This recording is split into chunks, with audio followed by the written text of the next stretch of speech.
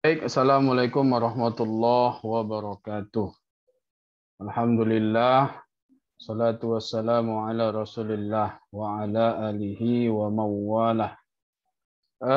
Terima kasih sebelumnya saya ucapkan kepada Anda yang sudah masuk ke dalam link Zoom ini.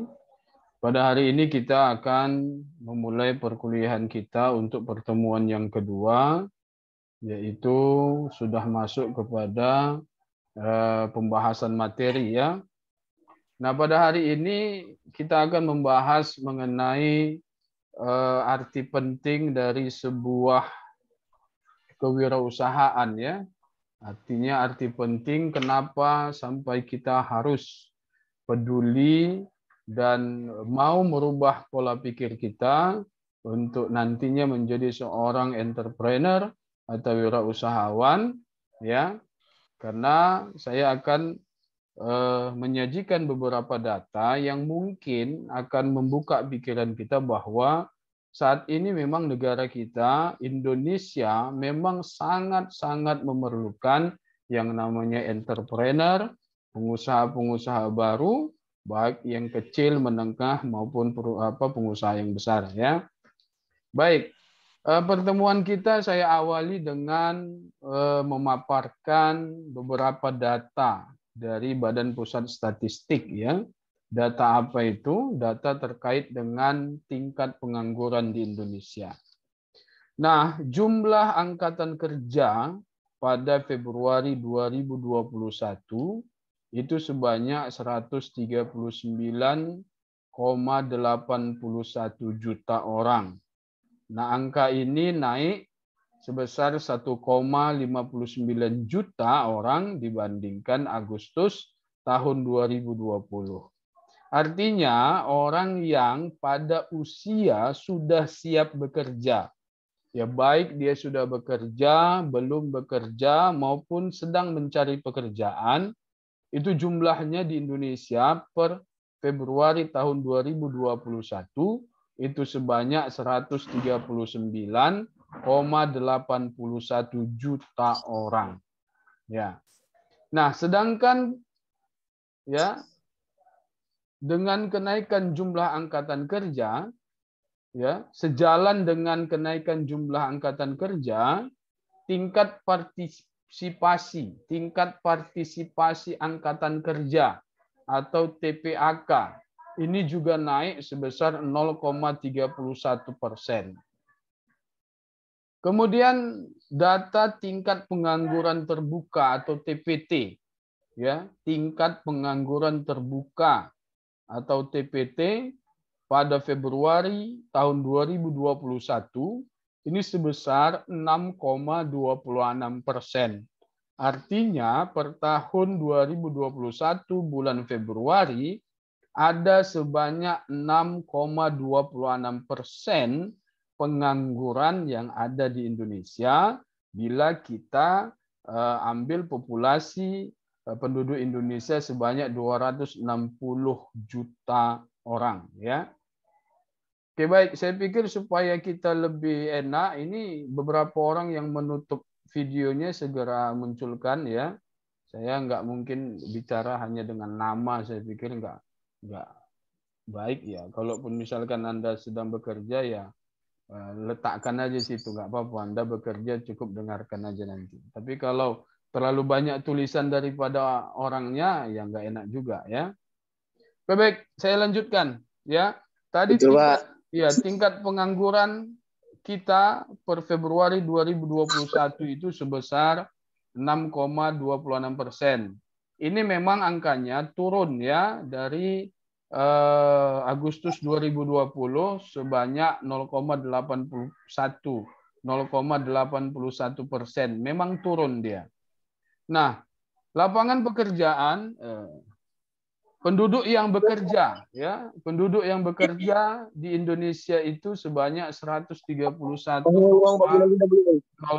juta orang. Penduduk yang bekerja saya ulang itu sebanyak 131,06 juta orang. Ini meningkat sebanyak 2,61 juta orang dari Agustus tahun 2020. Ini kalau mau kita analisis, ya ini penyebabnya adalah banyaknya sektor-sektor kerja jasa secara online ya, seperti Gojek, kemudian Grab, Maxim dan lain sebagainya. Ini menampung atau menerima banyak orang angkatan kerja yang bisa mendapatkan pekerjaan dari situ. Ya, makanya dia naik. Nah, kemudian lapangan pekerjaan yang mengalami peningkatan persentase terbesar, ya. Lapangan pekerjaan yang mengalami peningkatan persentase terbesar adalah sektor penyediaan akomodasi dan makan minum. Ini naiknya 0,34%. Ya, mohon Midayanti dimatikan mic-nya. Jangan mengganggu suara. Ya.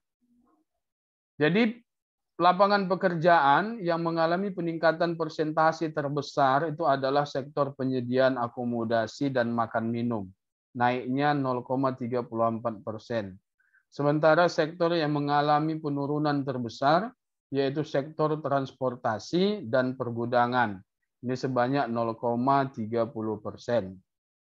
Kemudian sebanyak 78,14 juta orang atau 59,62%. Ini bekerja pada kegiatan informal, ya. Turun angkanya 0,85% dibanding Agustus 2020. Nah, dari angka ini bisa kita tahu bahwa ternyata sangat mendominasi ya angkatan kerja itu bekerja di sektor informal. Angkanya sampai 59,62%. Kemudian persentase setengah penganggur turun sebesar 1,48%. Ya, setengah penganggur ini maksudnya orang yang bekerja itu panggilan ya. Kalau bahasa orang Medan itu mocok-mocok itu. Artinya bekerja dia kalau dipanggil dia kerja, kalau dia nggak ada kerjaan dia nganggur nggak kerja. Ini setengah pengangguran namanya, setengah penganggur. Ini turun sebesar 1,48% tadi. Nah, sementara persentase pekerja paruh waktu, ya orang yang bekerja hanya separuh waktu, naik sebesar 1,13% dibandingkan Agustus tahun 2020. Kemudian jumlah pekerja komuter, ya pada Februari 2021 sebanyak 8,01 juta orang. Naik 1 juta orang dibandingkan Agustus 2020. Pekerja komuter ini maksudnya adalah orang yang bekerja, yang bepergian dari satu kota ke kota yang lain untuk bekerja, kemudian dia balik lagi dalam satu hari ke tempat dia tinggal. Contoh misalkan orang Bogor bekerja di Jakarta, kemudian sorenya dia bekerja lagi, dia pulang balik ke Bogor. Atau seperti saya ini tinggal di Deli Serdang, ya, Namorambi itu kan Deli Serdang kan. Kemudian pagi-pagi saya pergi ke kota Medan, ya, Sisingamangaraja kan kota Medan kan, Unifa di kota Medan. Lalu nanti sore saya balik lagi ke Deli Serdang. Deli Serdang dengan kota Medan itu kan sudah berbeda kota ya. Artinya saya tiap hari itu kerja keluar kota, gitu loh. Ya, kota Deli Serdang dan kota Medan. Itu pekerja komuter maksudnya. Ya. Kemudian terdapat 19,10 juta. 19,10 juta orang atau 9,30% penduduk usia kerja yang terdampak COVID-19 ya. Ini terdiri dari pengangguran karena COVID-19 sebanyak 1,62 juta orang. Bukan angkatan kerja. Karena COVID-19 itu sebanyak 0,65 juta orang. Artinya dia tidak pada usia kerja, bisa anak-anak atau bisa juga orang lansia, ya. Tapi dia terdampak COVID-19 itu sebanyak 0,65 juta orang. Sementara tidak bekerja karena COVID-19 itu luar biasa, jumlahnya 1,11 juta orang.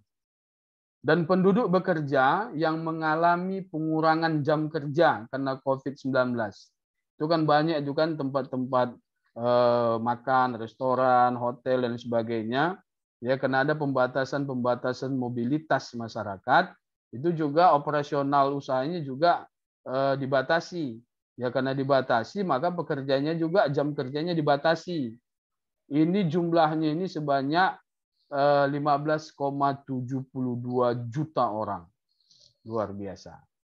Nah, kemudian itu tadi cerita kita di Februari 2021 karena memang perhitungan statistiknya di antara Februari dan Agustus. Nah, diperkirakan saat diberlakukannya PPKM ya, pembatasan mobilitas kegiatan masyarakat akibat pandemi COVID-19 ini diperkirakan akan berdampak kepada kenaikan pengangguran. Ya, saya kutip dari Center of Reform on Economics. Disebutkan di sana bahwa diperkirakan tingkat pengangguran terbuka atau TPT pada Agustus 2021 diperkirakan akan naik pada kisaran 7,15 sampai 7,35%. Ini luar biasa kenaikannya. Dari 6,26% diperkirakan karena terjadinya pembatasan mobilitas masyarakat, dia akan naik 7,15 sampai 7,35%. Ya. Kemudian data dari Pusat Statistik kembali mencatat jumlah pengangguran terbuka di Indonesia mencapai 8.746.8 orang pada Februari 2021. Jumlahnya meningkat 26,3% dibandingkan periode yang sama tahun lalu. Nah, kenaikan angka pengangguran disebabkan, pasti udah tahu kalian apa sebabnya kan? Apa? Alwi Sembiring udah pasti tahu itu. Disebabkan oleh krisis ekonomi akibat pandemi COVID-19. Pasti karena itu. Karena kurang lebih hampir 2 tahun ini itulah penyebab perekonomian kita morat-marit akibat dari COVID-19. Nah, mayoritas pengangguran terbuka Indonesia adalah tamatan sekolah lanjutan tingkat atas atau SLTA. Ya. Atau sekolah menengah umum atau SMU. Nah, jumlahnya itu mencapai 2.305.093 orang hingga Februari 2021. Nah, sementara itu sekolah lanjutan tingkat atas kejuruan atau biasa kita sebut dengan SMK, sekolah menengah kejuruan, ini di urutan kedua, yaitu jumlahnya sebesar 2.089.137 orang yang menganggur. Nah, kemudian sekolah lanjutan tingkat pertama SLTP atau SMP kita sebutnya ya. Di situ terdapat 1.515.089 orang yang tidak bekerja.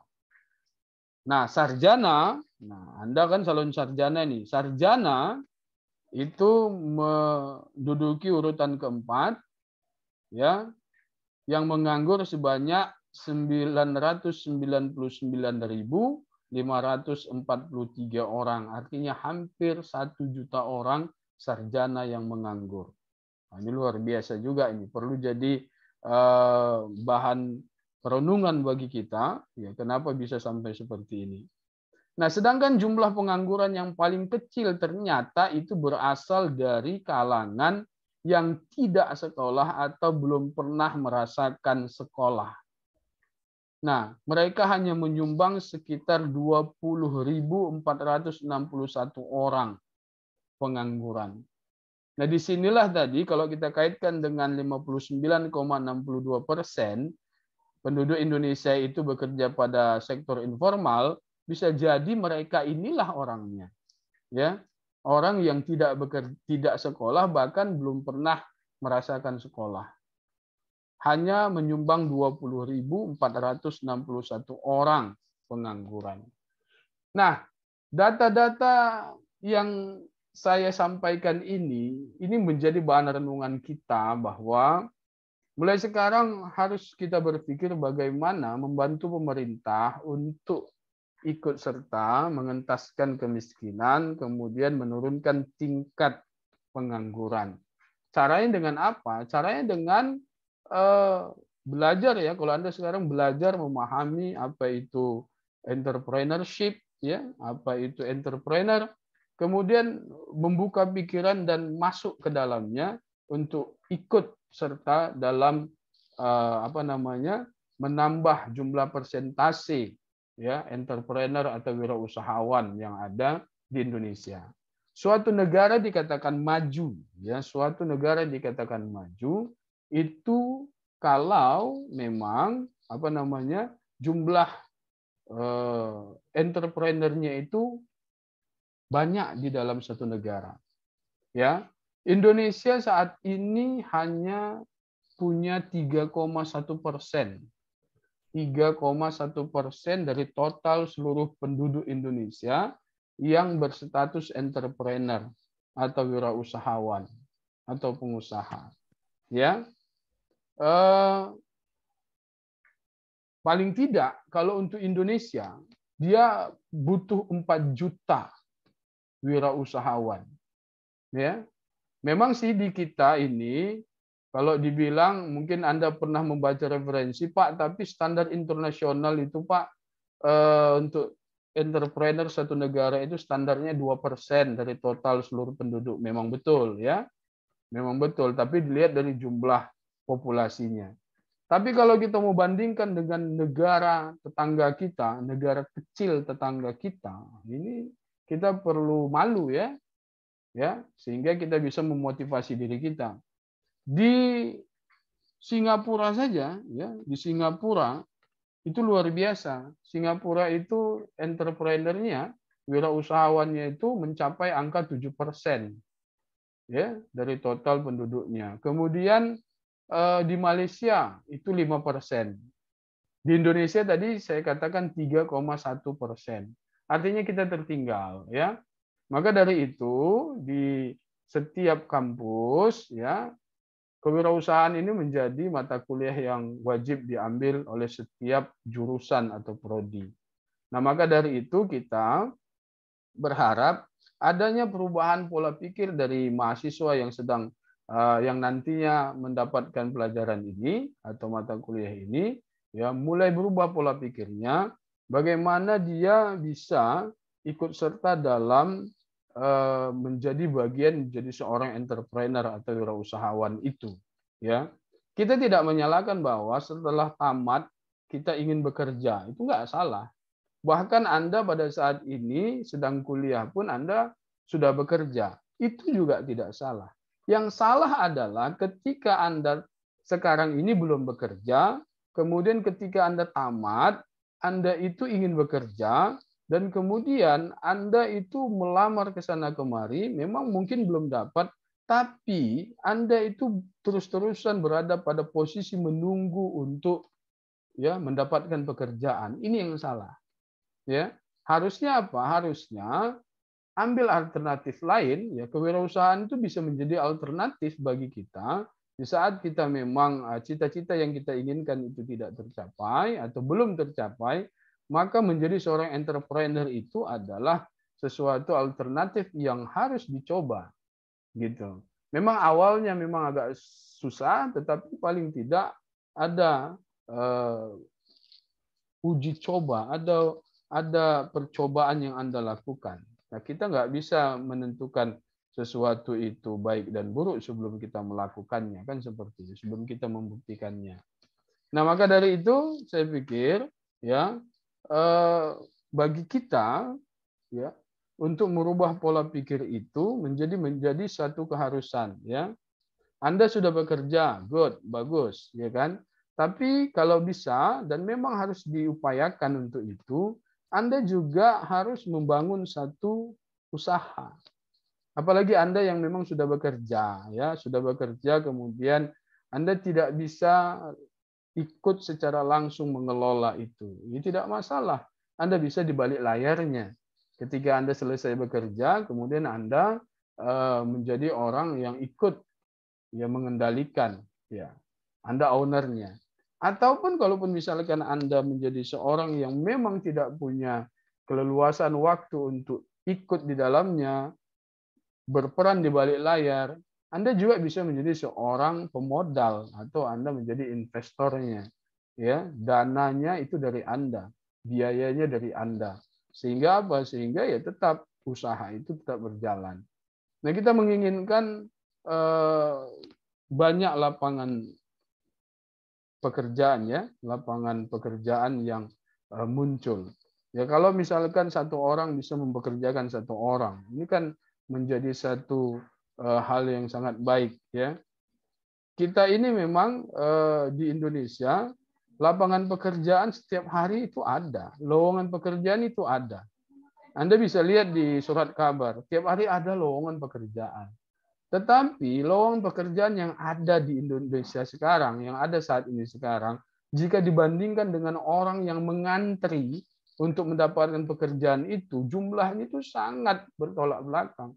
Masih sangat banyak orang yang mengantri untuk mendapatkan pekerjaan daripada lapangan yang disediakan, kan begitu. Nah, kalau lapangan pekerjaan yang disediakan itu sedikit, maka kita sebagai orang yang berpikir tentunya bisa mengambil alternatif yang lain, yaitu menciptakan lapangan pekerjaan bagi diri kita sendiri, bahkan mungkin kita bisa menciptakan lapangan pekerjaan yang bisa menjadikan orang lain ya terlepas dari yang namanya menganggur tadi. Nah, saya sering melihat atau mendengar ya bahwa satu mahasiswa itu mengalami kesulitan dalam hal finansial, tidak mampu membayar uang kuliah misalkan. Setelah kita tanya, ya kamu setiap hari kegiatannya apa? Ya ternyata nggak ada kegiatannya, kegiatannya hanya di rumah begitu, di rumah gitu. Ya memang untuk belajar gitu. Tetapi punya kesulitan, mungkin kiriman orang tua yang sedikit atau mungkin saat ini sedang kesulitan, jadi tidak bisa membayar uang kuliah atau biaya-biaya yang lain. Nah, ini sebenarnya hal yang sangat disayangkan ya, bahwa sebagai mahasiswa itu harus berani untuk mengambil satu gebrakan baru. Ya apa salahnya ya ketika kita memang tidak bekerja dengan orang lain, kita bekerja sendiri, kita ciptakan lapangan kerja sendiri walaupun itu kecil, walaupun kecil. Ya. Saya masa-masa kuliah saya, 4 tahun saya kuliah, itu semuanya itu diisi dengan bekerja sendiri, menciptakan lapangan kerja saya sendiri. Saya berpikir kalau bekerja dengan dengan orang lain perusahaan sudah saya coba, kuliah saya terganggu. Maka bagaimana supaya jangan terganggu, ya? Kemudian biaya kuliah saya juga bisa dipenuhi, biaya hidup saya bisa dipenuhi, ya saya mulai bekerja untuk diri saya sendiri, saya membuka satu usaha. Ya kan? Nah, saya 4 tahun jualan rujak dari pagi sampai jam 3 sore. Kemudian saya kuliah jam 4, jam 5 sampai malam. Ya. Kemudian sembari malam saya apakan juga sempatkan diri saya untuk jualan jagung bakar selama 4 tahun. 4 tahun saya jualan jagung bakar. Ya. Kalau saya masuk sore, dulu kan masuk sore itu kan ada jam 6 atau setengah 7 itu berhenti kan. Nah, kita balik ke rumah kita siapkan. Awalnya sudah disiapkan pagi-pagi udah menyiapkan itu, beli jagung bakarnya, sembari saya beli buah-buahan untuk rujak, saya beli jagung bakar, jagungnya yang untuk dibakar, ya kan? Kemudian saya siapkan semua, malam saya siapkan semua. Dah. Kemudian saya mempekerjakan 1-2 orang walaupun pekerjanya itu adik saya sendiri, tapi tetap digaji juga kan begitu. Nah, subuh saya manfaatkan 4 tahun saya jualan susu kedelai, ngider saya. Keliling-keliling saya, keliling-keliling di Jalan Seksama, wilayah saya Seksama, karena saya kerjasama sama si pembuat, saya ambil dari dia, saya jual pagi-pagi, ya. Sule, susu kedelai, sule itu saya lakukan itu saya masih jadi mahasiswa. Ya, saya mahasiswa saya lakukan itu. Makanya dulu saya digelar sarjana jagung bakar. Ada yang ngomong saya seperti itu, sarjana jagung bakar. Ya, karena sambil kuliah pakaiannya masih agak sedikit necis waktu kuliah kan, saya ngipas-ngipas jagung. Karena sembari pulang kuliah kan belum ganti baju sudah ada yang beli, saya langsung kipas-kipas itu jagung, mesti pakai pakaian kemeja, pakai rapi lah ya kayak orang kuliah. Udah, saya jualan. Nah, saya pikir ini bisa jadi contoh, saya pikir ya, untuk bagi kita. Jadi jangan sia-siakan waktu-waktu yang kita miliki itu, yang kita punya itu jangan kita sia-siakan. Dan ya, kalau memang semua sudah terpenuhi, oke lah. Tapi kalau semuanya tidak terpenuhi, masih ada yang kurang, cari ya. Cari. Silakan Dunipa nih. Anda buat pisang goreng, Anda goreng, kemudian Anda taruh Tupperware, Anda ngider di Unipa ini. Ya, satu-satu orang Anda tawari, pisang goreng, bakwan dan lain sebagainya. Ya, saya pikir bisa. Pasti ada yang beli, pasti laku, pasti Anda punya untung. Nah, begitu ya. Nah, itu sedikit gambaran bagaimana pentingnya ilmu kewirausahaan ini, entrepreneurship ini untuk menjadi solusi dari menurunkan tingkat pengangguran. Ya, tingkat pengangguran kita sudah sangat besar. Baik ya, saya pikir penjelasan saya untuk pertemuan yang kedua ini saya cukupkan. Nah, untuk tugasnya adalah untuk minggu depan, tugasnya adalah Anda silakan catat kembali apa yang saya sampaikan di dalam pertemuan ini di sebuah double folio dengan tulisan tangan, ya. Kemudian nanti kalau sudah selesai, Anda foto double folionya, kirimkan ke WA saya, Japri saja. Tidak usah kirim ke grup. Karena nanti kalau kirim ke grup, banyak yang melihat, ya, banyak orang yang nggak belajar. Ya, paling tidak Anda mendengar, kemudian mencatatkan kembali, itu bisa jadi jalan Anda memahami apa itu kewirausahaan. Ya, saya pikir demikian ya. Dan saya juga mengingatkan bahwa tugas untuk akhir semester itu kan ada dua. Sudah mulailah Anda itu bagaimana merancangnya. Kemudian sudah mulailah Anda bimbingan, Anda tanya-tanya segala macam supaya nanti bisa selesai dengan baik atau tepat waktu. Jangan sampai nanti di akhir-akhir baru Anda melakukannya. Itu saya yakin nggak bisa. Karena ini dia butuh prosesnya panjang untuk menyelesaikan itu. Ya, saya pikir itu pesan saya ya sebelum saya akhiri pertemuan ini ya. Selebihnya nanti kita akan lanjut diskusi kalau ada yang ingin bertanya di dalam grup mata kuliah kita ya, silakan ditanyakan. Terima kasih atas perhatiannya ya yang sudah mau ikut di dalam pertemuan kita hari ini. Terima kasih. Billahi taufiq wal hidayah. Assalamualaikum warahmatullahi wabarakatuh. Waalaikumsalam warahmatullahi wabarakatuh. Kalau nanya sebentar boleh nggak Pak? Boleh, silakan. Ini Pak yang masalah tugas kita itu Pak. Kan Mustafa udah dapat prinsip tuh. Tapi yang dari apa dia Pak? Dari botol bikin kayak main-mainan apa gitu Pak? Kayak akuarium gitu Pak. Itu bisa kira-kira Pak? Ya prinsipnya gini, benda yang Anda temukan itu tidak bernilai atau nilainya sangat rendah. Kemudian dengan kreativitas dan inovasi Anda, dia bisa jadi bernilai. Arti bernilai itu kan tentunya ada nilai jual, ya kan? Nilai jualnya Pak. Jadi kalau misalkan Anda buat satu produk itu, bisa nggak dijual? Ada harganya nggak? Kalau ternyata nggak ada harganya, ya berarti sama aja, dia berarti nggak bernilai juga kan gitu. Oh, siapa. Ya, jadi bukan sekedar merubah dari bentuk yang jelek jadi bentuk yang cantik saja, tapi coba lakukan penawaran. Kira-kira ini bernilai jual enggak gitu. Laku nggak kalau dijual, bahasa kasarnya kan gitu. Kalau nggak laku, nggak ada nilainya ya. Apa ini katanya? Nggak laku ini, untuk apa ini? Ya, kalau itu berarti dia belum berhasil, berarti belum ada nilainya kan gitu. Mending jual ke Botot ditimbang kan ada nilainya. Gitu loh. Iya Pak. Hah? Oke. Ada yang lain sebelum kita? Ya Pak, makasih ya Pak.